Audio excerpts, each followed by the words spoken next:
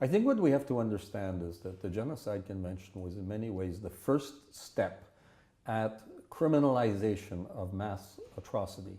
You'd had 3 years earlier, 3 years earlier at the Nuremberg trial, you had trials of the Nazis, but there was nothing prospective or ongoing about that. That was a one-off effort, and the Genocide Convention is the first attempt to actually create a system that would apply to all states whereby people could be held accountable for mass atrocity.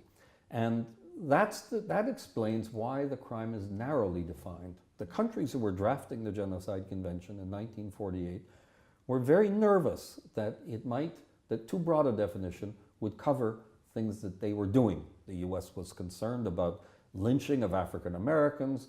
The British and the French were concerned about their colonial activities. The Russians were concerned about activities within the Soviet Union. So they were all nervous about it, and they defined it very narrowly.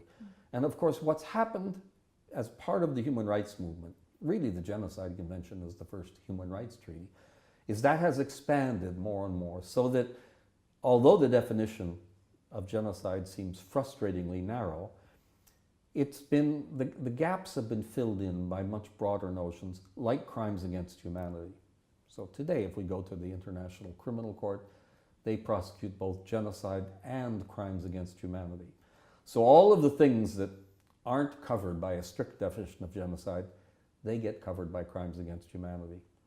But because of that beginning, there's still this kind of almost magical sense associated with the term genocide. You know, you have to get it into because in the 40s and 50s, if it wasn't genocide, you couldn't do anything. Now that's changed. So now mass atrocities, there's no impunity gap if we're talking about mass atrocities committed against other types of groups, gender groups, political groups, economic, social groups, and so on.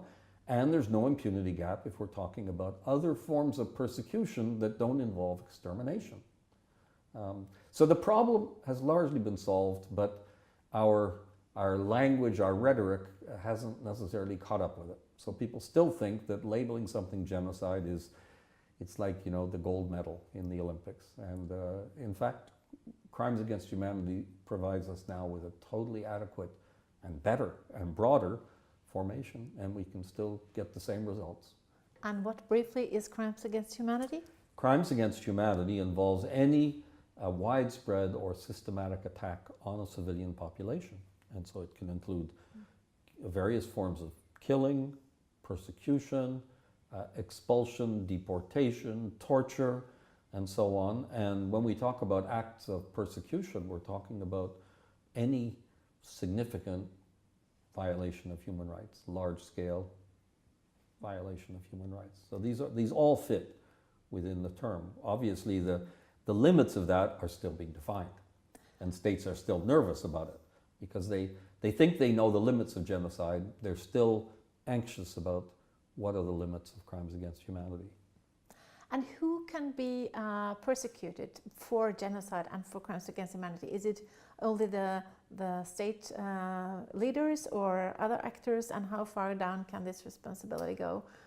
And how do you measure intention? Well, okay. Who is subject to all of this? Well, in principle, everybody is. The crimes apply to everybody. It depends, of course, in practice on where the trial is taking place before which court. So if we're at a major international criminal court, like the International Criminal Court or the tribunals, the temporary tribunals for Rwanda, Yugoslavia, and Sierra Leone, we tend to focus on the most important, the leaders, the people who are responsible. But the judges refuse to say that it only applies to leaders because they think that this will mean that every second in command will just say, as long as I'm the second in command, nothing can happen to me. So they don't want that message to get out. Prosecuting everybody who participates in these crimes, that's something that's left to national systems. Germans have tried to do it with respect to Nazi Germany. The Rwandans tried to do it with respect to the Rwandan genocide. Other countries have said that at a certain point they're better to look for other avenues of accountability, things like truth and reconciliation commissions, and they find that it's just there are too many people involved in the mass atrocity to try and prosecute all of them.